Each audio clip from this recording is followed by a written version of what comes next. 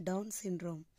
Down syndrome ఈ సమస్య ఉన్న పిల్లల్లో శారీరకంగా, మానసికంగా ఎదుగుదల లోపం ఉంటుంది. ట్రైసోమీ 21 అనే అదనపు క్రోమోజోమ్ వల్లే పిల్లల్లో ఈ వ్యాధి వస్తుంది. ఏటా మన దేశంలోనే 13 లక్షల మంది పిల్లలు ఈ సమస్యతో జన్మిస్తున్నారు.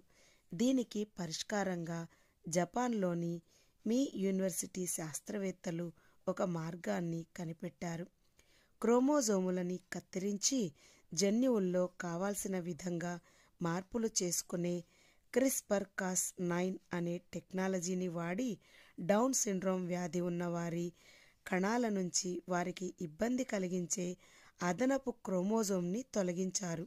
అలా తొలగించిన తర్వాత తక్కిన కణాలు గతంలో మాదిరిగా మందకోడిగా కాకుండా చురుగ్గా పనిచేయడం గమనించారు.